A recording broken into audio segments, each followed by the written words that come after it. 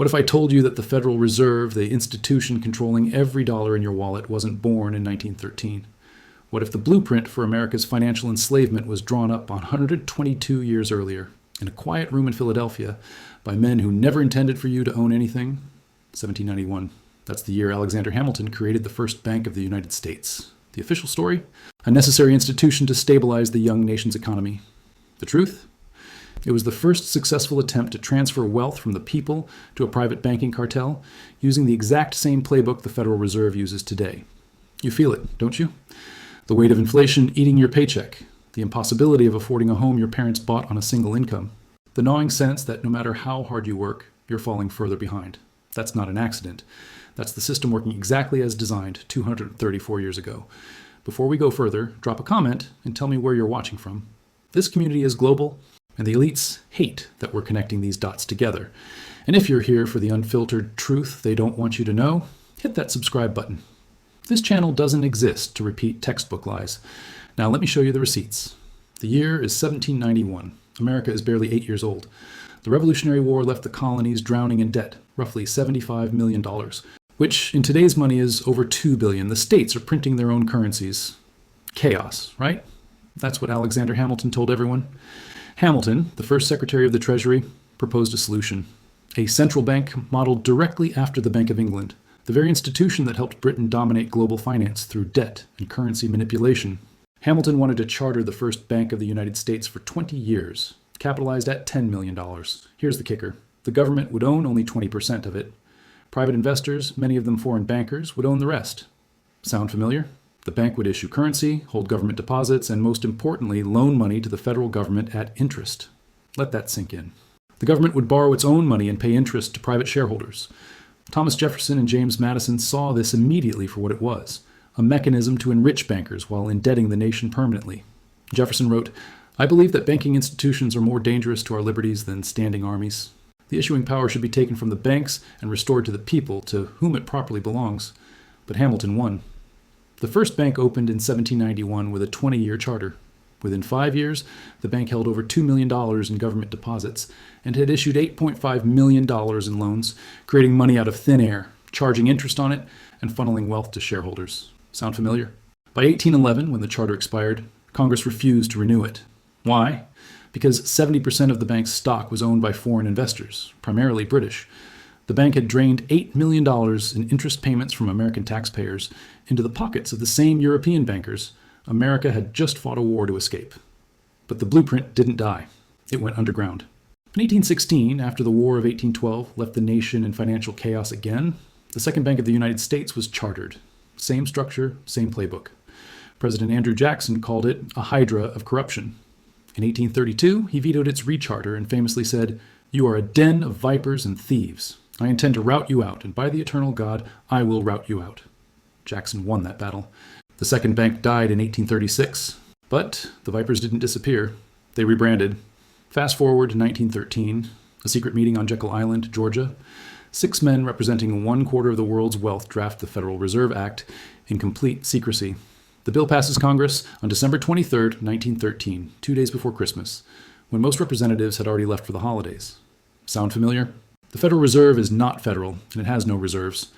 It's a private banking cartel, 12 regional banks owned by private member banks. It issues currency, holds government deposits, and loans money to the federal government at interest.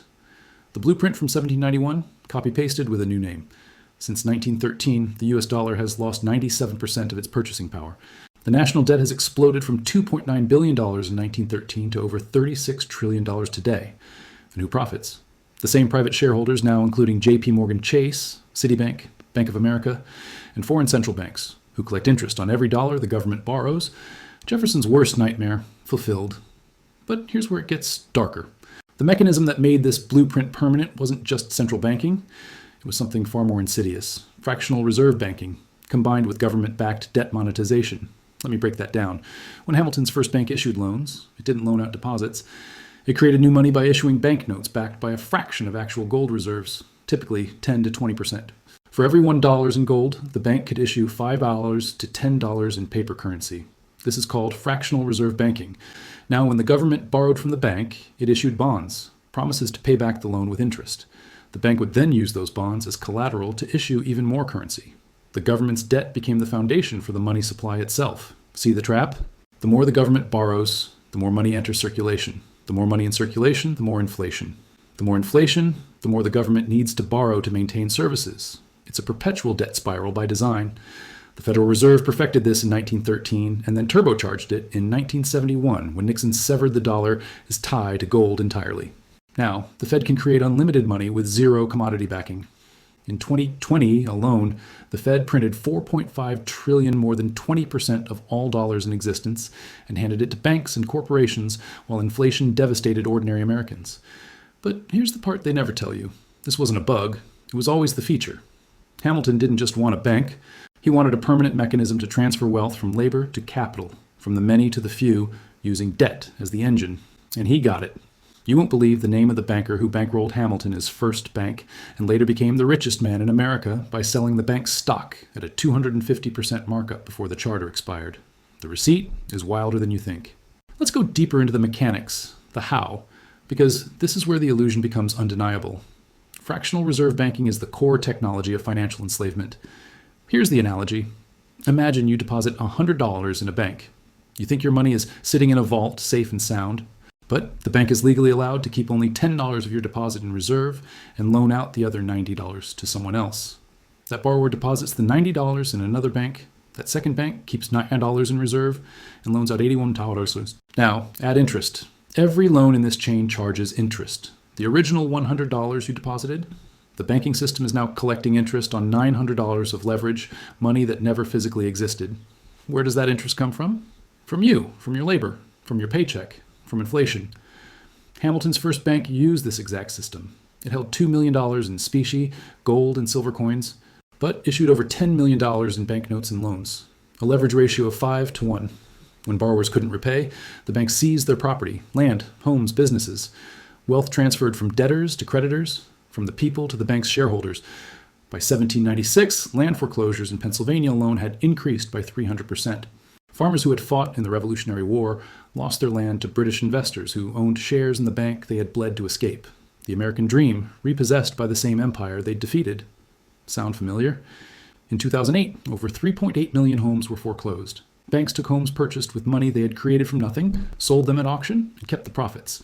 The homeowners lost everything. The banks got bailouts. Same playbook, bigger numbers. Now, let's talk about government debt monetization, the second pillar of the blueprint. When the U.S. government spends more than it collects in taxes, which it has done for 93 of the last 100 years, it issues treasury bonds to cover the deficit. Who buys those bonds? Primarily the Federal Reserve. Here's the sleight of hand. The Federal Reserve creates new dollars out of thin air, literally typing numbers into a computer, and uses those dollars to buy treasury bonds from the government. The government spends those new dollars into the economy. The Fed now holds bonds that pay interest, funded by your tax dollars. This is called monetizing the debt. It's a perpetual motion machine. The government borrows, the Fed prints, inflation rises, your purchasing power falls, and the cycle repeats. Since 2008, the Fed has purchased over $8 trillion in government and mortgage-backed securities using this method. Hamilton pioneered this in 1791. The first bank bought $2 million in government bonds, injecting new currency into circulation. The government spent that money, mostly on paying Revolutionary War debts to, you guessed it, wealthy creditors who were also shareholders in the bank. Wealth flowed upward. Debt flowed downward. Jefferson called it a machine for the corruption of the legislature. He was right. Let's quantify the stakes with hard numbers. In 1791, U.S. national debt was $75 million. By 1811, after 20 years of the first bank, it had grown to $45 million, seemingly reduced, but inflation had destroyed 22% of the dollar's value, meaning real debt had barely changed, while interest payments to the bank totaled $8.2 million. In 1913, when the Federal Reserve was created, U.S. national debt was $2.9 billion. Today, it's $36 trillion, a 12,000% increase. The dollar has lost 97% of its purchasing power. The average American now spends 34% of their income on housing, compared to 9% in 1960. The Federal Reserve's balance sheet in 1914 was $143 million. By 2023, it had ballooned to $8.3 trillion, a 58,000 times increase. That's not economic growth.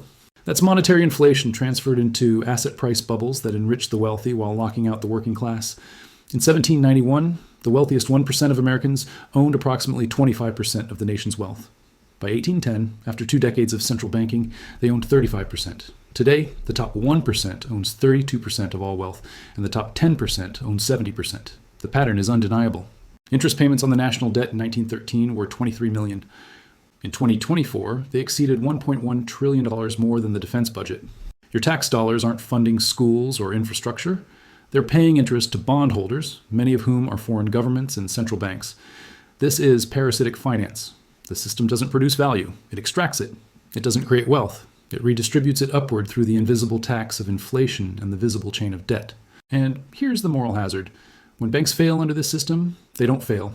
They get bailed out. In 1792, the first bank triggered the first U.S. financial panic when speculative bubbles collapsed. Hamilton responded by having the Treasury buy government bonds to inject liquidity, the first federal bailout. In 2008, the Federal Reserve and Treasury injected $16 trillion into failing banks.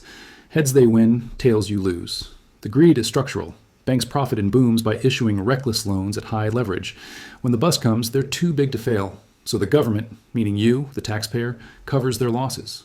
Privatized profits, socialized losses. This is the blueprint Hamilton embedded in 1791, and it has never changed. Let me give you one more shocking example. The Panic of 1819, the first major depression in U.S. history, was caused directly by the Second Bank of the United States. The bank had issued excessive credit during a land speculation boom, then abruptly contracted credit in 1818, triggering mass foreclosures and unemployment that reached 50% in some cities. The bank's directors, they had sold their personal landholdings at peak prices before the contraction, profiting from the crash they engineered. Does that sound familiar? It should. In 2006, major banks were internally rating mortgage-backed securities as toxic and junk while publicly marketing them as safe OAA investments. Goldman Sachs created securities designed to fail, bet against them, and profited when homeowners defaulted. Engineered collapse 15 years later. The system isn't broken, it's working exactly as designed. Here's the final truth they don't want you to understand. The next collapse won't be like 2008 or 1929. It will be faster, global, and inescapable.